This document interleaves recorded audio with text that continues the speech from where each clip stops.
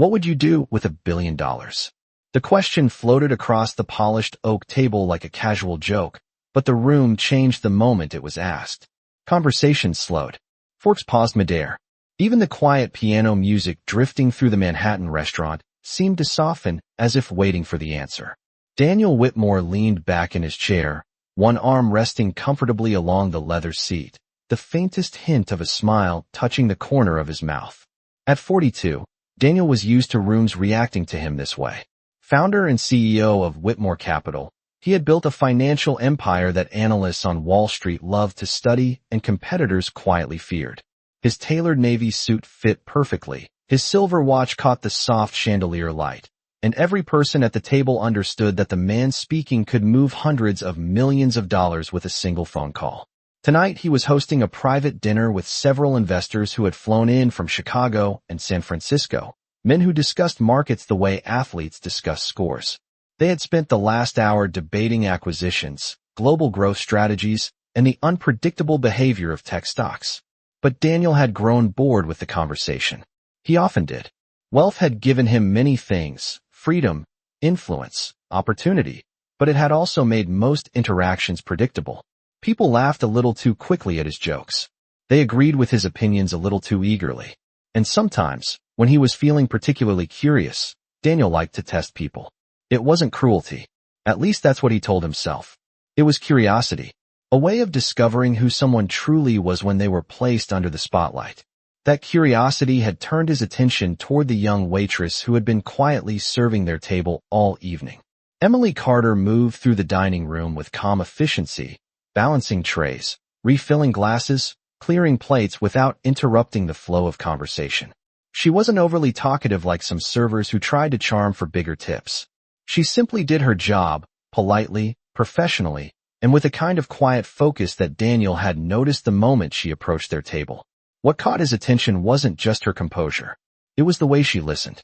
While the investors spoke about billion-dollar valuations and global funds, Emily never appeared intimidated. She nodded when appropriate, answered questions clearly, and then stepped away without lingering.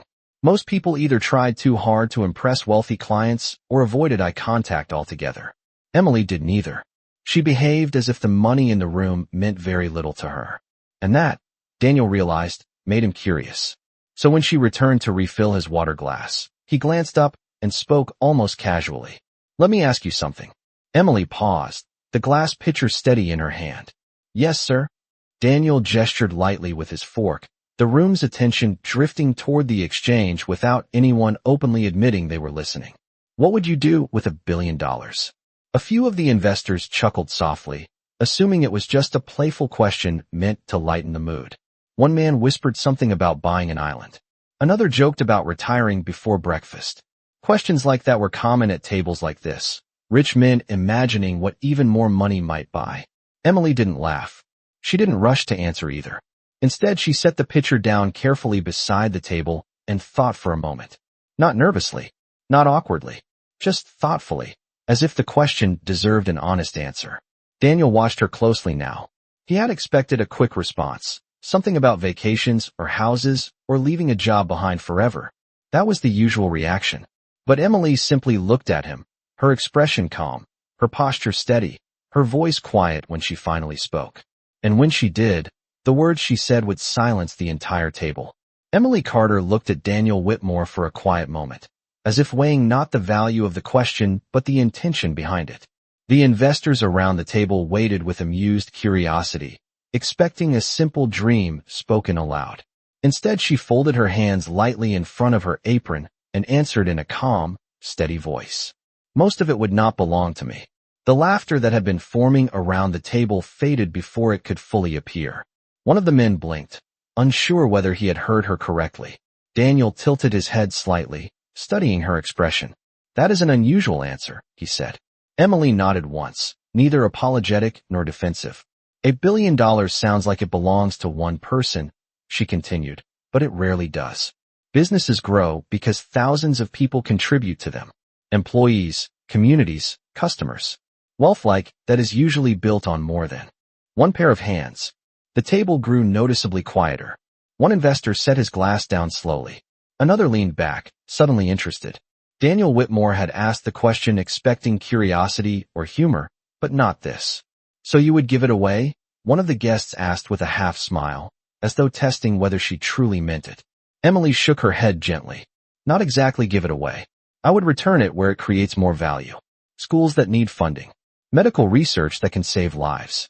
Businesses that create jobs. Money only matters when it moves. The words were spoken without emotion, almost like a simple observation about how the world worked. Daniel felt something shift in the room. The investors who had been joking moments earlier now listened carefully. Even the background music from the piano seemed distant compared to the conversation at their table. You speak about it like an economist, Daniel said quietly. Emily offered a small polite smile. I studied economics for a while. One of the investors raised his eyebrows. For a while. Emily nodded again. 3 years. Daniel rested his elbows lightly on the table, intrigued now in a way that had nothing to do with entertainment. Which university? He asked. There was no hesitation in her reply. Columbia University. The reaction was immediate. Two of the men exchanged surprised glances. Columbia was not a school people casually mentioned. Daniel's curiosity deepened. That is not a place someone attends casually, he said. What happened to the 4th year? Emily looked toward the dining room for a moment, making sure no other tables needed her attention. When she spoke again, her tone remained steady, almost matter of fact. Life happened. One of the investors leaned forward. Meaning? She met the man's gaze without discomfort. My mother became ill. Tuition and hospital bills do not mix very well. Someone had to work.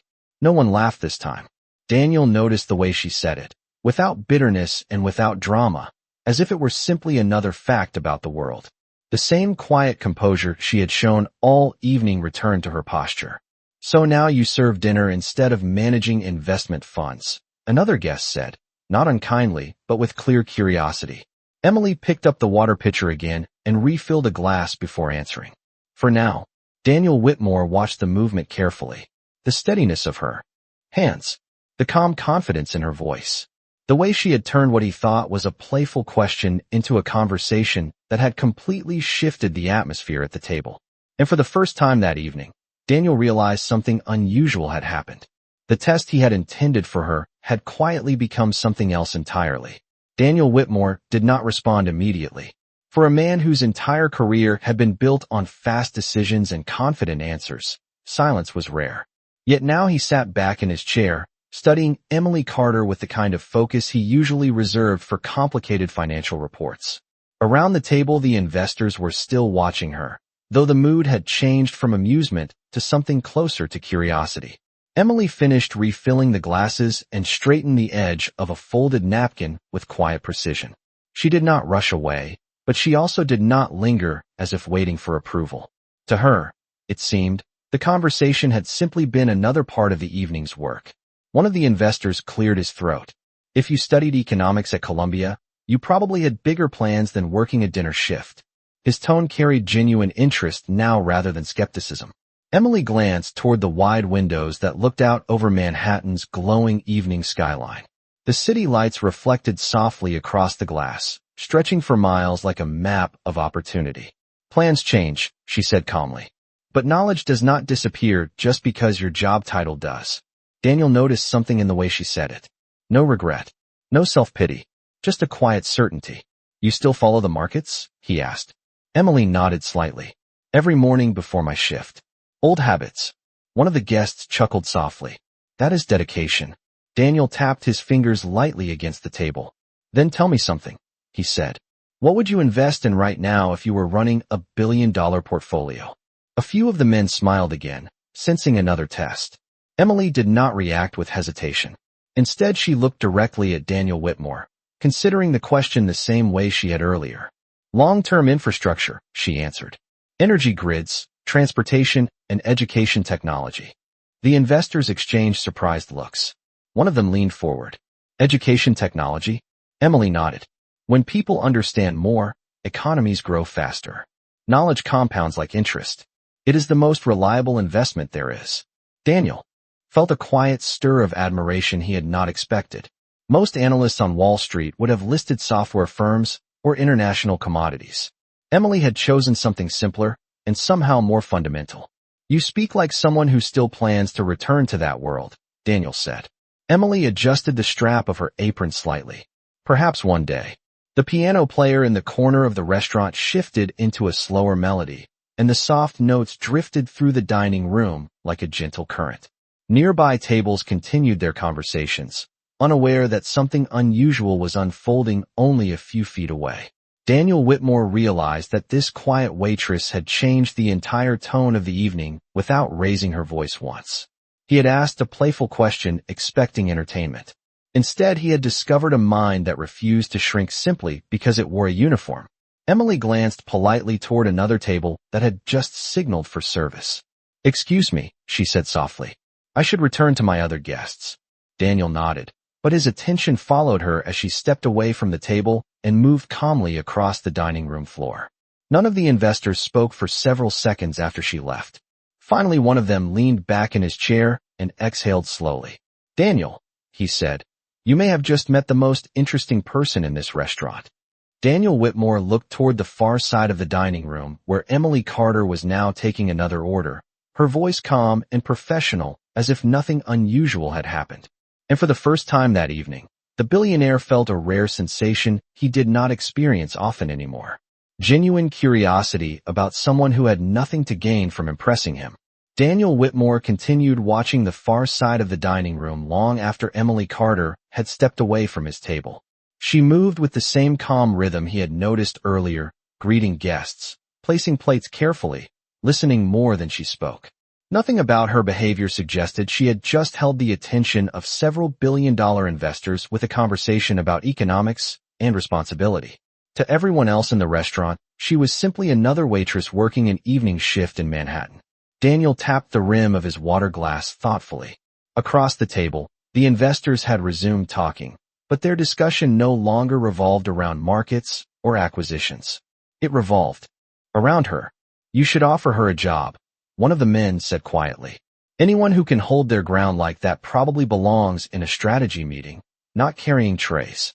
Another investor nodded. "I have analysts with degrees who could not answer a question that clearly." Daniel did not reply immediately. His instincts as a businessman were already analyzing the situation, but something about this felt different from a typical recruitment conversation. Normally, when he discovered talent, he moved quickly, offering opportunities before someone else did. But Emily Carter had not been trying to impress anyone. That difference made him pause. On the other side of the room, Emily finished taking an order and returned to the kitchen entrance where a chef passed her 2 plates. She carried them across the floor with careful balance, setting them down in front of a couple seated near the windows. The woman thanked her warmly. Emily smiled politely and stepped back. Simple gestures. Professional. Quiet. Yet Daniel could not shake the sense that there was much more behind that calm presence. "You are still thinking about the question," one investor said, noticing Daniel's focus. Daniel leaned back in his chair. "I asked that question hundreds of times in different forms," he said slowly. "Usually people answer with things they want to buy." He glanced again toward the dining room floor. She answered with responsibility. The investor across from him smiled faintly. "That surprised you." Daniel did not deny it. The piano music shifted again, the melody rising gently through the restaurant's warm lighting. A waiter passed their table carrying a tray of desserts. Conversations from other guests blended into a soft background murmur that filled the room like distant waves.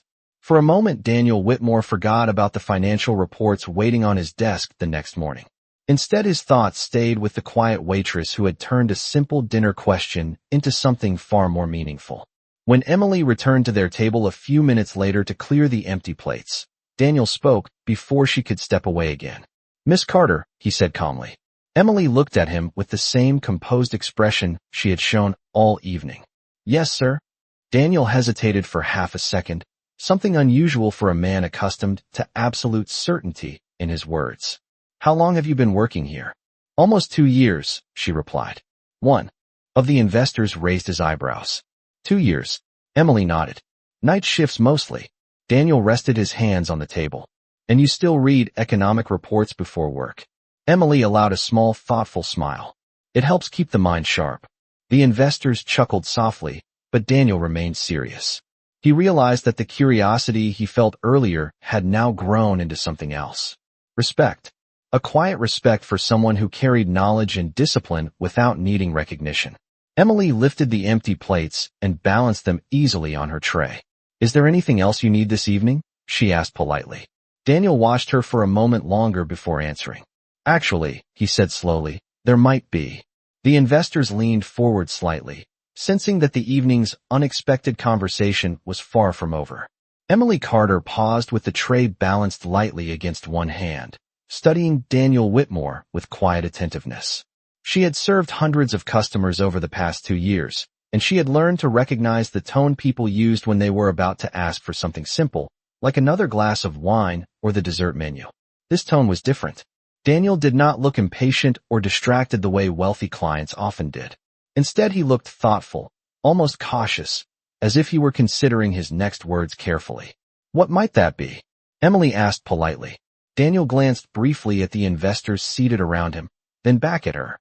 "A few more minutes of your time," he said. The request caused a subtle shift at the table. One investor leaned back in his chair with an amused expression, clearly curious about where the conversation was going. Another folded his hands together and watched Emily closely.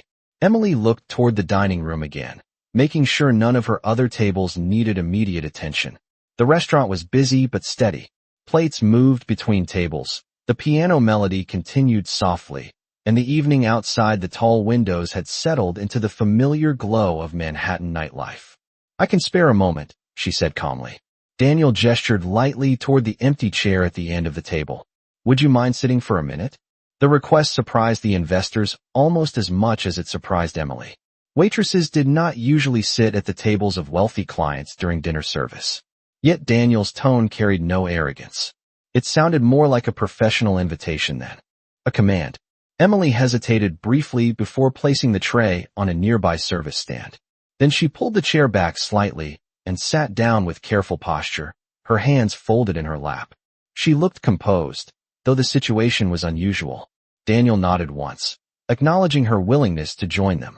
"Earlier you mentioned infrastructure and education technology as investments," he began. "Those are not common answers during casual conversation." Emily smiled faintly. "They are not exciting answers either." One investor laughed softly. "Actually, they are very exciting if you understand them." Daniel watched her expression closely. "Tell me something honestly," he said. "If you had finished your degree, what would you be doing right now?" Emily did not answer immediately. She looked down at the polished table surface for a moment, as if considering the version of her life that might have existed under different circumstances. "Probably working for a firm like yours," she said quietly. The investors exchanged amused looks, but Daniel remained serious. "In what role?" he asked. Emily met his gaze again. "Research and strategy. Studying long-term economic trends. Helping people see opportunities before they become obvious." One of the men at the table leaned forward with interest. "That is exactly what half the analysts in Daniel's company try to do." Emily gave a small shrug. "Good analysts learn to look beyond immediate profits." Daniel Whitmore felt the faintest hint of a smile appear on his face. "You are describing the philosophy behind Whitmore Capital," he said. Emily raised her eyebrows slightly. "Then it seems you are already doing it well." The investors chuckled at the quiet confidence in her response, but Daniel did not laugh. Instead, he reached into the inner pocket of his jacket and removed a simple white business card. He placed it carefully on the table in front of her. "Miss Carter," he said calmly, "have you ever considered returning to the world you studied for?" Emily glanced at the card but did not reach for it yet. The restaurant continued moving around them, glasses clinking softly, guests chatting, the piano melody drifting across the room. Yet for a brief moment the entire table felt still, as if everyone present understood that something important was quietly unfolding. Emily Carter looked down at the small white business card resting on the polished surface of the table. The name Daniel Whitmore was printed in clean black lettering, followed by the words Founder and Chief Executive Officer, Whitmore Capital. Beneath it was a Manhattan office address that occupied 3 floors of one of the most recognizable towers in the financial district. She did not touch the card right away. Instead, she studied it the way someone studies an unexpected opportunity, carefully and without rushing. Around the table, the investors watched with open curiosity. For them, a card from Daniel Whitmore usually meant an immediate yes from the person receiving it. Opportunities connected to his company did not appear often, and when they did, they were rarely offered to someone sitting in a waitress uniform. Emily lifted her eyes back to Daniel. I have considered it, she said calmly. But considering something and having the ability to pursue it are two different things. Daniel nodded slightly, as if he had expected that answer. Ability changes, he replied. Emily allowed a thoughtful pause before responding. Responsibilities do not always change as quickly. One of the investors tilted his head. Your mother? Emily nodded. She is doing better now. The treatments helped. But medical bills have a way of stretching time. The table fell quiet again, not from discomfort, but from recognition. Even men who managed billions of dollars understood that life rarely followed the straight path people planned during college. Daniel rested his hands together on the table, speaking with the calm tone he used during serious negotiations. Miss Carter, talent does not disappear simply because it takes a detour. Emily looked again at the card. That may be true, she said softly. But the world of finance moves quickly. 2 years away can feel like a decade. One of the investors smiled faintly. That is what research departments are for. They help people catch up. Daniel glanced briefly at his colleagues before returning his attention to her. The question is not whether you remember everything from your classes, he said. The question is whether you still think the way you did tonight. Emily met his gaze without hesitation. Thinking does not stop just because someone changes uniforms. Daniel's faint smile returned. The confidence in her voice did not sound arrogant. It sounded like someone stating a simple truth. Across the restaurant, a waiter walked past carrying a tray of desserts while the piano melody drifted through another gentle progression of notes. The warm lights reflected across glass and polished wood, giving the entire room a calm evening glow. Yet at this table the atmosphere felt focused, almost like a quiet boardroom meeting taking place in the middle of a dinner service. Emily finally reached forward and picked up the business card. She turned it once between her fingers, considering the weight of what it represented. What exactly are you offering? She asked. Daniel Whitmore leaned slightly forward. An opportunity, he said simply. Not a promise, not a favor. An opportunity to sit in a room with analysts and prove whether the thinking you showed tonight belongs in that room. Emily studied him carefully, searching his expression for any sign that the invitation was merely a polite gesture meant to impress the investors around him. She found none.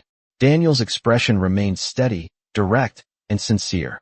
After a moment, she placed the card carefully into the pocket of her apron. The investors noticed the movement immediately.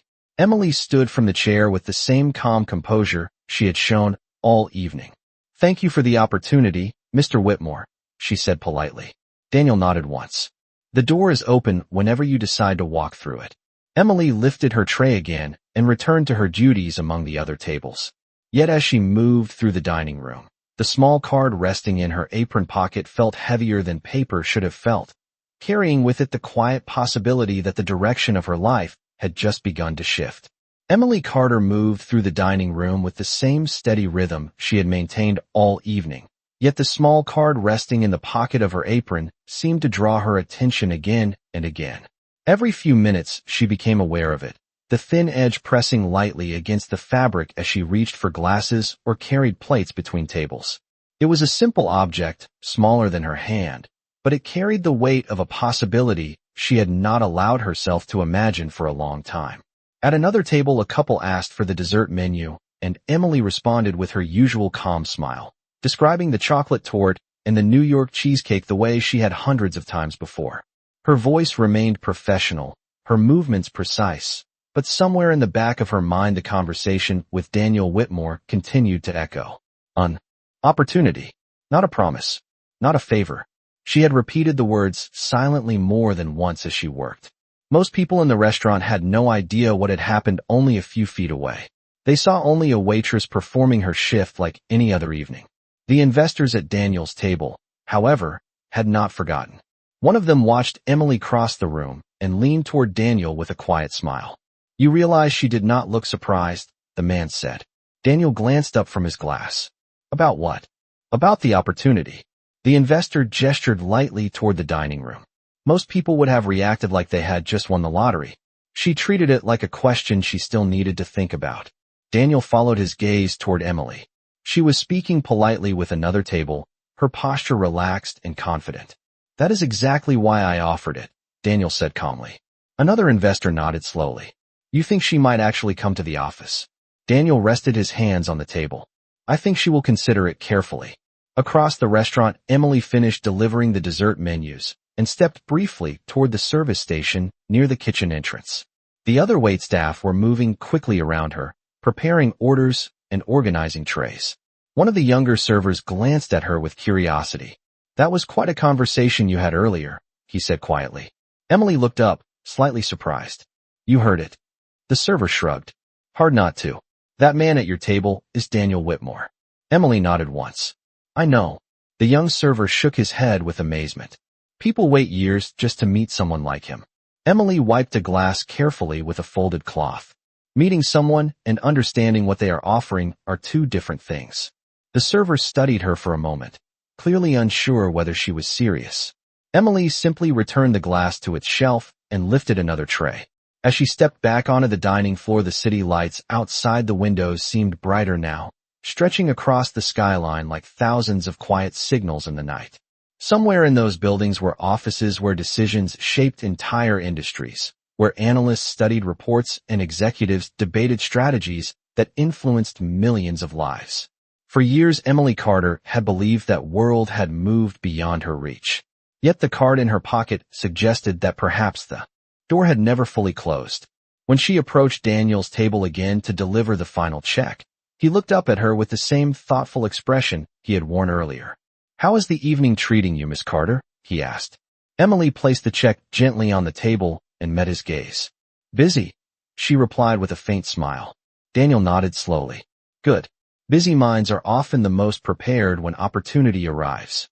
Emily did not answer right away, but the quiet confidence in her eyes suggested that the decision he had placed before her was already beginning to take shape. Emily Carter stepped away from Daniel Whitmore's table after placing the check, her calm expression returning as naturally as breathing. Around her, the restaurant continued its steady rhythm. Glasses clinked softly. Conversations rose and faded like distant waves. The piano player near the corner window shifted into another slow melody that floated gently across the warm dining room. To everyone else, the evening was ending like any other. But to Emily, the night had begun to feel strangely different. She moved toward the service station to organize a tray of empty glasses, though her thoughts were no longer focused on the simple routine she had repeated for 2 years. The small card in her apron pocket remained there, quiet and still, yet its presence had begun to reshape the way she looked at the room around her. For the first time in a long while, she found herself imagining something beyond the next shift, the next paycheck, the next set of dishes waiting in the kitchen. Across the dining room, Daniel Whitmore signed the receipt and placed the pen neatly beside it. One of the investors leaned toward him with a knowing expression. You rarely do that, the man said quietly. Daniel looked up. Do what? Offer someone an opportunity during dinner. Another investor chuckled softly. Especially someone who did not ask for it. Daniel folded the receipt calmly. The best analysts I have ever hired never asked. They simply showed how they think. The investors nodded, understanding his point. Whitmore Capital was known for its demanding culture, but also for the way it discovered talent in unexpected places. Still, none of them could remember the last time a waitress had been invited into that world. Daniel glanced across the dining room once more. Emily was helping another table gather their coats, her voice polite and steady as she wished them a pleasant evening. The same quiet composure she had shown from the beginning had never changed. If she walks through that door, one investor said thoughtfully, she might surprise your entire research team. Daniel allowed a faint smile. She already surprised us. At that moment, Emily approached their table again, this time simply to collect the signed receipt. She lifted the folder gently and glanced at Daniel. Thank you for joining us this evening, Daniel said politely, his tone returning to the calm professionalism that had built his reputation across boardrooms and markets. Emily nodded. Thank you for the conversation. Daniel studied her expression for a moment, then asked quietly, have you decided anything yet?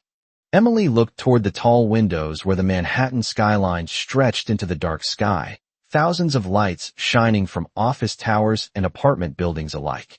Somewhere in that vast city were the offices of Whitmore Capital, filled with analysts, economists, and strategists studying the same markets she had continued to follow quietly each morning. She returned her gaze to Daniel. Not yet, she said honestly. Important decisions deserve careful thought. Daniel inclined his head slightly, clearly respecting the answer. Take all the time you need. Emily slipped the receipt folder under her arm and stepped away once more, moving toward the front of the restaurant as another group of guests prepared to leave. Outside the glass doors, the cool night air of Manhattan waited beyond the warm lights of the dining room. Cars passed slowly along the street, their headlights reflecting across the pavement like shifting lines of silver. For 2 years, Emily Carter had walked out of this restaurant at the end of each shift, believing her future followed a simple, predictable path. Tonight felt different. The city beyond the door no longer looked like something distant or unreachable.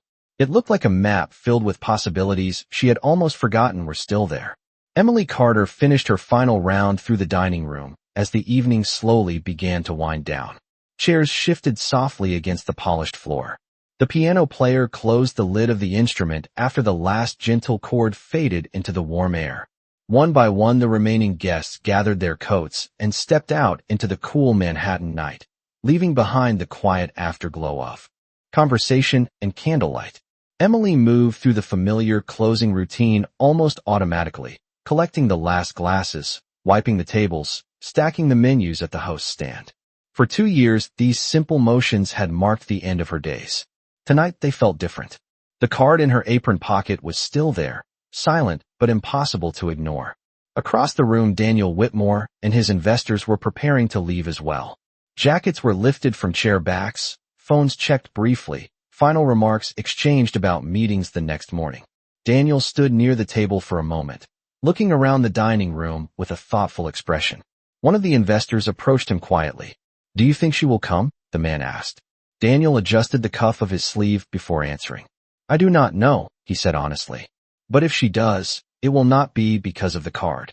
The investor looked curious. "Then why?"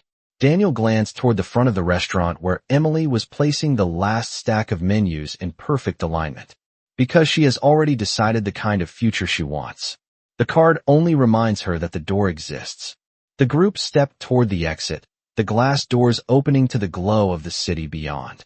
Outside, Manhattan stretched into the distance like a field of quiet stars, office towers rising into the night sky, where countless decisions were made every hour about markets, companies, and ideas that shaped the modern world. As Daniel reached the sidewalk, he paused briefly and looked back through the glass. Emily Carter was still inside, speaking with the restaurant manager and tying the apron strings behind her back as her shift finally ended. She did not look rushed or overwhelmed. She simply looked thoughtful. Inside the restaurant, Emily stepped into the employee hallway and untied her apron slowly. The card slipped gently into her hand as she folded the fabric. For a moment, she stood there in the quiet hallway, looking down at the simple white rectangle. Daniel Whitmore. Whitmore Capital. A building downtown where analysts studied the same economic patterns she had continued to read about every morning before work. She turned the card once between her fingers, remembering the question that had started the entire conversation hours earlier. What would you do with $1 billion? The answer she had given still felt true. Money meant little unless it created something meaningful. Opportunities were the same. They mattered only if someone had the courage to step forward and use them. Emily slipped the card carefully into her coat pocket and stepped outside into the cool New York night. The air felt crisp against her face as she looked down the avenue where the city lights stretched endlessly toward the horizon. For the first time in a long while, the path ahead of her no longer looked narrow or predetermined. Somewhere among those towers was a room where people studied the future and tried to shape it with ideas and decisions. And now, quietly and unexpectedly, that door was opened to her. Emily Carter took a slow breath of the night air and began walking down the sidewalk beneath the glowing skyline, knowing that sometimes the most important moment in a person's life is not when an opportunity appears, but when they finally decide they are ready to walk toward it.